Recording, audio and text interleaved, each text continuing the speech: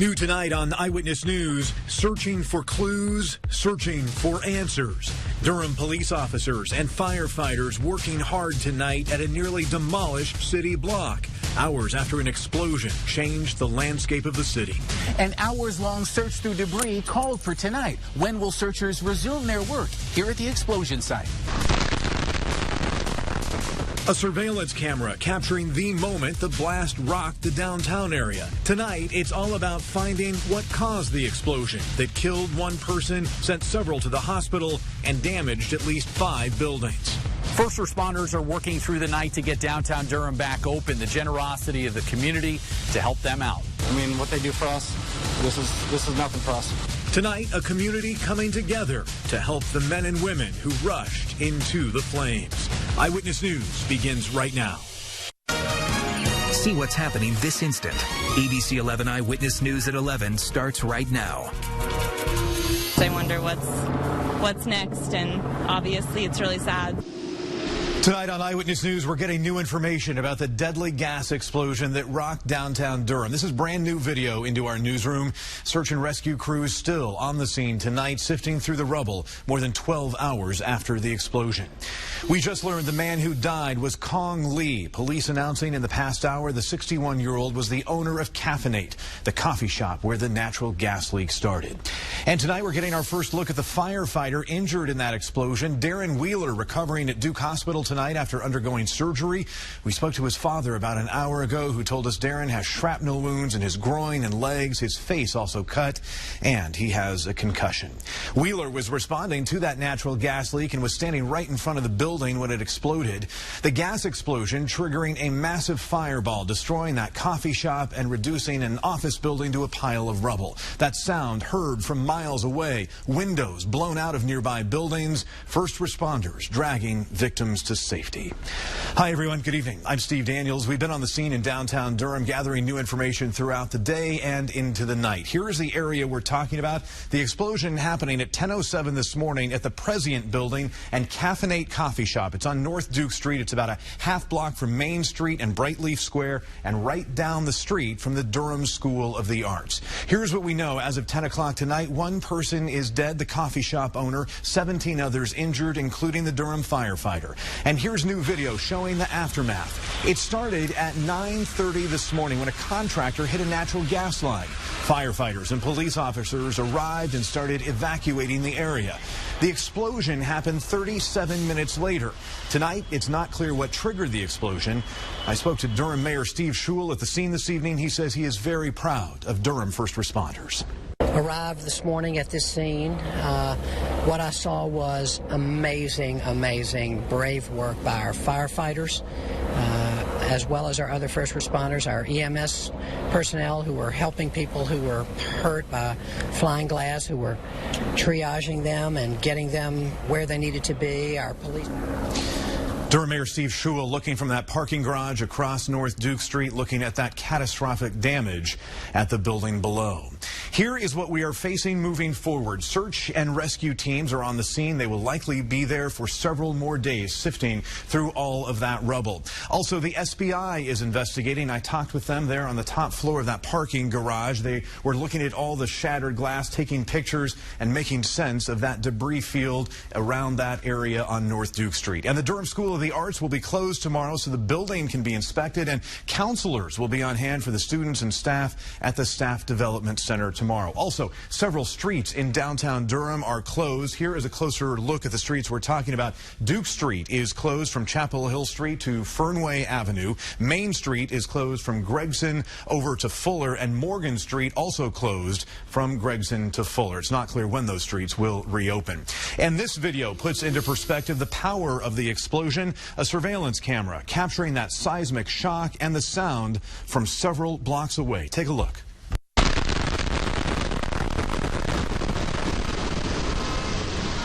A camera shaking, car alarms going off, people scrambling in downtown Durham to figure out what just happened. Tonight, Joel Brown is back on the scene of the explosion and fire, gathering the latest information. He's live now in downtown Durham to show us what investigators are doing tonight. Joel? Yes, Steve, we are at the corner of Duke and Morgan Street. That's the blast site behind us. And then right next to us, this is West Village. This is the Tom's building. And you can see the damage here. There's glass shattered all on the street. And the glass not just broken, Steve. The blast literally blew some windows right out of their frames. Let's go back across the street, though, back to the blast site. Search and recovery teams spent several hours there this evening trying to ensure there was no other human life trapped under there. Efforts were called off at about 8:30, just not safe enough to continue here in the dark. Tonight on Duke Street, it's the calm after the blast. Dozens of search and recovery teams methodically combing through the rubble and broken buildings after the chaotic morning downtown. We just heard a loud explosion, like boom. Eyewitnesses said it sounded like a bomb went off. All you could see was just this giant puff of white smoke come out of the air. And all you could feel was the ground underneath you literally move. We heard just like a loud explosion that shook our building, and then we saw the smoke. You could see the smoke for miles rising from the Prescient Company headquarters. All staff here safe and accounted for, but it shares the building with Caffeinate Coffee. It's a popular family-owned coffee shop where the gas leak began. Caffeinate telling customers on Instagram its owner, who everyone knows as Mr. Lee, is still missing.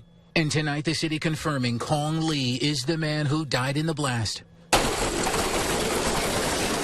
In the minutes after the gas line exploded, Durham firefighters first on the scene, pulling victims from danger, here using a piece of metal debris as a makeshift stretcher.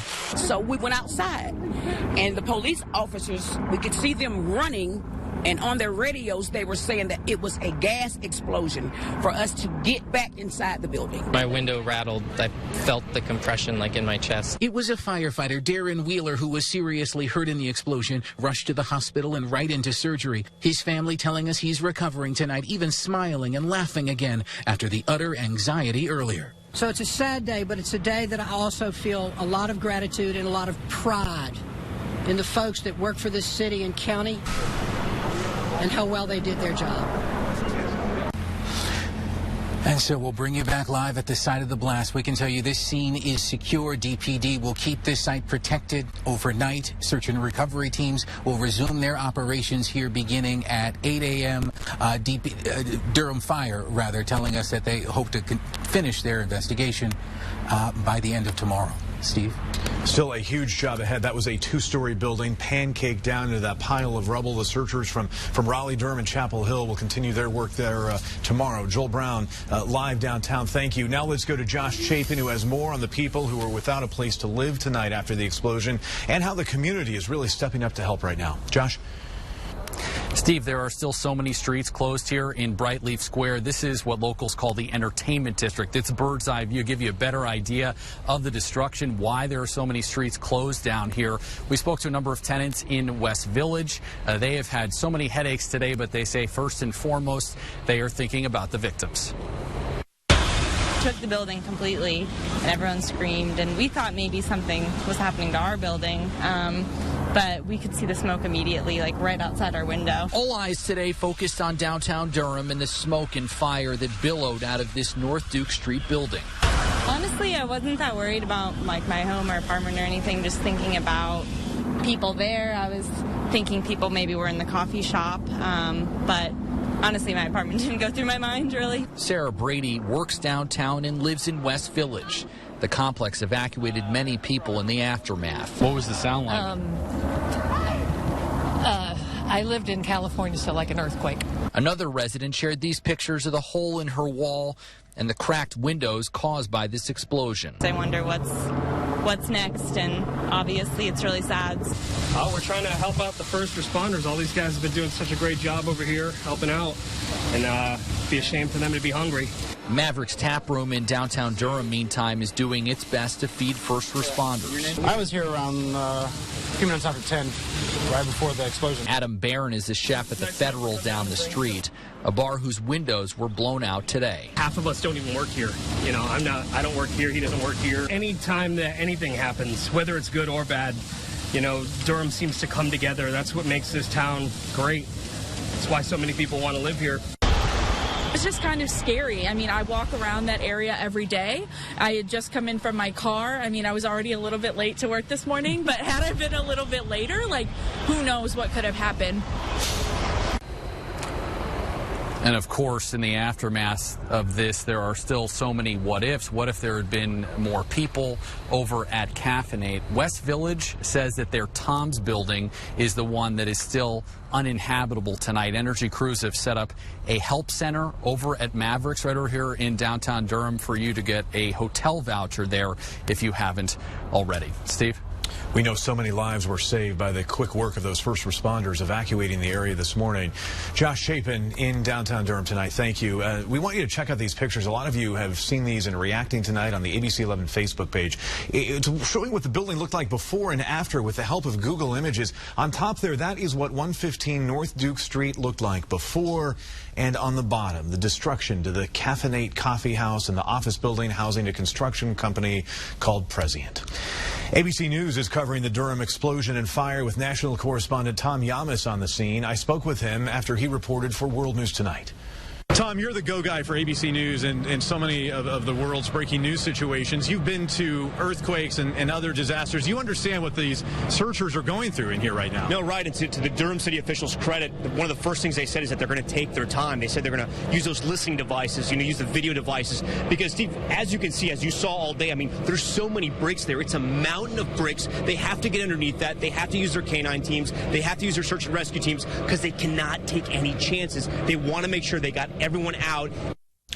Tom Yamas will be live on Good Morning America tomorrow morning with the very latest. And before you watch GMA, I hope you'll watch our team of reporters here on Eyewitness News. They'll be spending the night gathering the latest information to show you the impact on your Thursday in downtown Durham. And of course, you can stay connected to what's happening on your phone or computer. We are constantly updating our reporting on the homepage of ABC11.com. Still ahead and new tonight here on Eyewitness News, crews battle a fire at a North Raleigh office building. Chopper 11 HD over the scene tonight. Plus a retooled voter ID bill. Lawmakers out with a new proposal. We'll show you what it means for college students. And walking out of class in protest, what some Wake County kids want to see change in their curriculum. First, though, a live look outside our downtown Raleigh studio and newsroom. Chris, we're looking forward to another beautiful spring day tomorrow. Another one coming up. That's right, Steve. Temperatures outside now are pretty pleasant, mainly lower 60s, but heading for the 40s in some spots by tomorrow morning. We'll talk about that and the beautiful day tomorrow. Some showers, though, for Friday and part of the weekend. It's in your first alert forecast coming up. Chris, we'll see you in a couple of minutes. Right now, we have a look at tonight's winning Powerball numbers. They are 39, 12, 21, 23, 67, and the Powerball tonight is 6. Breaking tonight, fire breaks out at an office building in North Raleigh. Chopper 11 HD flying over the scene on Falls of the Noose Road this evening. You can see the smoke coming from the building. It happened near Ridgefield Drive, not far from Spring Forest Road. No one was hurt. Officials say the fire damaged about 20% of that building. At the General Assembly, House lawmakers advancing a retooled version of the voter ID bill. It's designed to make it easier for colleges and local governments to have student ID and employee ID meet security rules so people can use them to vote in the next election. Last month, the Elections Board rejected ID cards at many UNC system campuses, saying they don't meet the standards lawmakers approved late last year. Tonight, Wake County joining a growing number of school districts in canceling class on May 1st. The NCAE is planning another massive teacher rally that day in downtown Raleigh. Educators want pay raises for themselves, smaller class sizes, along with a $15 an hour minimum wage for all workers in North Carolina, and Medicaid expansion. Wake County now joins Durham, Chapel Hill, Carborough, and Orange County schools in closing to let their teachers attend that rally. Hundreds of Wake County kids walked out of their classrooms today demanding the district get rid of its new math curriculum. Students at Green Hope High School in Cary are protesting the Mathematics Vision Project, or MVP, curriculum. MVP is student-driven, not teacher-driven, and it has a focus on group work. Just frustrating. You can put a lot of time and energy into this and you still get your tests and quizzes back, and it's like you've done nothing. A group of concerned parents have now hired an attorney. They've submitted a formal objection to MVP, claiming it violates state standards. School district leaders disagree. They are standing by the curriculum, but they say they are looking for ways to improve it. A spring blizzard is marching across the central part of the country tonight. 6 states are under a blizzard warning right now. That storm creating some pretty dangerous whiteout conditions in the Rocky Mountains, and over a foot of snow has fallen in Rapid City, South Dakota. Blizzard conditions could linger for parts of the Dakotas and Minnesota until Friday morning. And that storm isn't just bringing snow. Check out this gustnado captured on camera today in Pueblo, Colorado. It happened right next to a high school. A gustnado is defined as a strong whirlwind at the leading edge of a storm. Chris is keeping a close eye on that storm system as it moves across the country, really hammering people in the upper Midwest. And part of that's going to continue on and give us some rain on Friday. A little bit, yeah. It looks that way, Steve. And then into part of the weekend. Now, that gustnado, you said the leading edge of a storm, whereas a tornado is typically at the back end. They're not the same, although they both can cause some damage. And a gustnado is not connected to the cloud base, oddly enough. But, interesting. Yeah, but still, if it causes damage to your house, who cares what you call it, right? Yeah, but, exactly. Anyway, got some quiet weather for us. And the big news today, weather-wise, was gorgeous, but the pollen count sky high, those tree pollens off the charts, so much so it was the second highest pollen count in the Triangle since 2002. Probably going to do it again tomorrow. It's going to stay as high, just as high tomorrow into Friday with some showers around Saturday, maybe into Sunday late. It'll go down just a little bit, but we're in the thick of it for sure in the pollen season. 76 tomorrow. Friday, a couple of scattered showers late in the day, and then Saturday, they could occur any time, but they won't be all day around the region all day long, but still some showers around for part of the day. And again, Sunday late, we'll talk about that. 63, our first alert weather station there, downtown Durham right now. 62 in Raleigh, 61 Cary, Wake Forest at 60, 61 at Fuquay, 55 at Roxborough, RDU's at 61. Low 50s already at South Hill. You're heading for the 40s shortly, 63 degrees in Fayetteville and Goldsboro at 58. Steve talked about that massive blizzard. Denver getting plastered now into Nebraska, South Dakota. Minneapolis has already picked up quite a bit of snow. In the warmer air, severe thunderstorms a problem. Look at the severe thunderstorm warnings just to the east of the blizzard warning. So they've got everything going on there across the central U.S. The reds are blizzard warnings. That's a severe thunderstorm watch in the yellow there across parts of Nebraska, and some severe weather potentially tomorrow into Illinois. For us, though, tonight, upper 40s to near 50. About 47 Raleigh and Durham, 50 in Fayetteville. Out to walk the dog in the morning, out to work or school, nice and pleasant. Temperatures will be in the upper 40s and low 50s. By lunchtime already 70 to 72 or 73. Again, going to be another beautiful day just like today, and maybe just a degree or two warmer. 76 Raleigh, Durham 75, Cary in the mid-70s. Sunny skies, a southeast wind. Fayetteville approaching 80 again, and low and mid-70s around Roxborough to South Hill, Rocky Mount at about 76. Let's time out here Friday. A piece of that storm system out in the central U.S. gets here in a much weakened form. But you see through midday, a few showers try to pop up into the afternoon as well. Could be an isolated storm, but overall, the activity looks to be fairly weak. And then as we head through the evening, it pretty much fades away. So not a lot around. Unfortunately, with that moisture lingering, there'll be a few showers around Saturday, too. There's your first alert AccuWeather 7-day. 57 tomorrow night, 74 with that shower chance developing Friday, especially in the afternoon. Saturday, a few showers possible scattered about.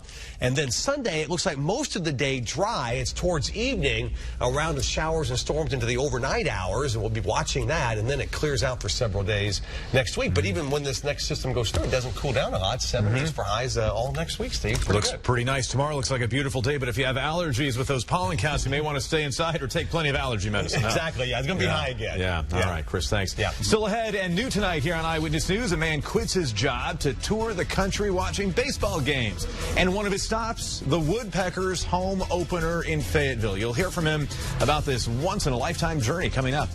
And Jimmy Kimmel is just a few minutes away. His guest tonight from Marvel's Avengers Endgame, Jeremy Renner is on, and from Riverdale, Camila Mendez. The music tonight from Alice Merton. A British man quit his job as a teacher to tour the U.S. watching baseball games, and one of his stops is opening night for the Woodpeckers in Fayetteville.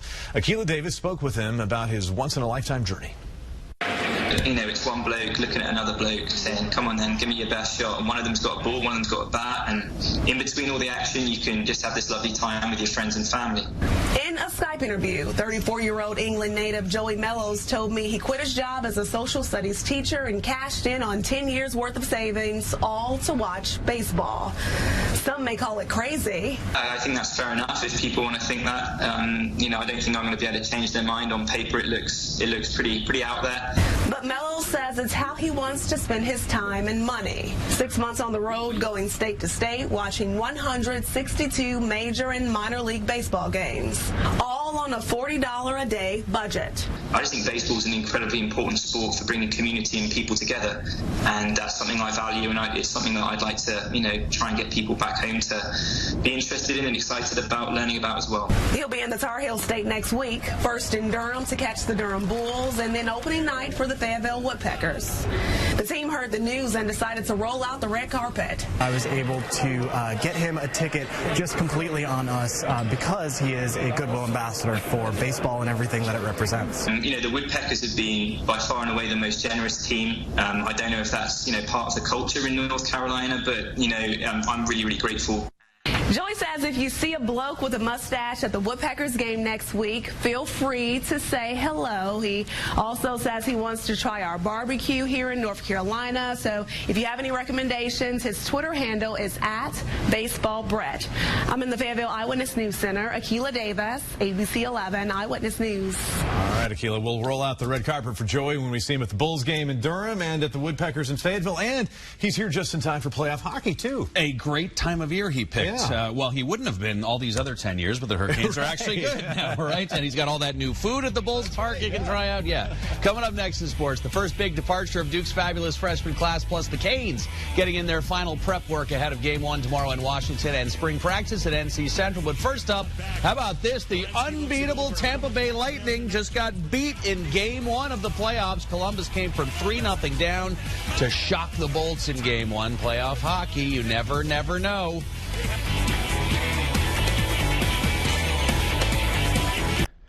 R.J. Barrett is officially off to the NBA draft. Any other season, and Barrett would have likely been the toast of the ACC and college basketball at large. The Maple Mamba, as he came to be known, put together a freshman season for the ages at Duke, averaging upwards of 23 points, 8 rebounds, and 4 assists per game.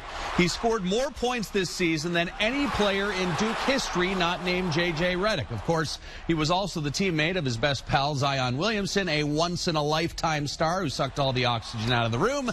But Barrett thrived anyway, raising his game when Zion was injured. He will almost certainly be a top 3 pick. It was a dream of mine to play at Duke ever since I was a young kid. It's also a dream of mine to play in the NBA and have great success there. I really just want to thank the Crazies, just want to thank the whole Duke community for everything that you've given me. I'll always be a part of the brotherhood, and I hold that very near and dear to my heart. WNBA draft tonight. Congrats to state star Kiara Leslie, who went 10th overall in the first round of the Washington Mystics. Carolina's best, Paris Key, went 25th to the Indiana Fever. The Hurricanes had their final home ice practice this morning before heading off to Washington for games 1 and 2, starting tomorrow night versus the Caps. It's obviously going to take their very best effort, tip-top execution, and probably a dose of luck along the way or more to dispatch the defending champions. But the Hurricanes are confident they have a winning formula, and they know they have an amped-up fan base behind them. I remember seeing videos after we clinched against the Devils, guys tearing up and hugging, and it's just awesome to see because ultimately it's going to bring fans back. No one wants to see a losing team, so I'm happy we can do it for them. The worry for me is a lot of these guys we talk about haven't been there. It's tough, and I think you learn so much from your first time, and so I'm hoping it's not a learning experience, but we'll see. All right, the 4th-ranked NC State Wolfpack at home tonight versus number 25 Coastal Carolina. Chanticleer's always a tough out. Packed down 5-4 in the 6th. But Evan Edwards has something to say about that. Punishes this one deep to left center. 10th of the year for Evan. State goes up 6-5. Stayed that way until the 9th. Parker Shavers yanks this one out to right, and the Chants would win it 7-6, avenging a loss at their home park earlier this year. Just State's 5th loss of the season. And NC Central banking on Trey Oliver to return the Eagles back to the top of the MEAC roost. Oliver promised accountability when he took over, and so far he likes what he's seen from his guys. He says the buy-in of his players has been total and impressive, despite dealing with some injuries right now. The spring game on Saturday. Well, I'm enjoying it. I'm thoroughly enjoying it. I could go through spring ball for another month. Probably because we got a lot of work to do. But no, I'm excited that we're wrapping up on this weekend. The guys are extremely excited, and alumni, I think they're ready to see the product we put on the field.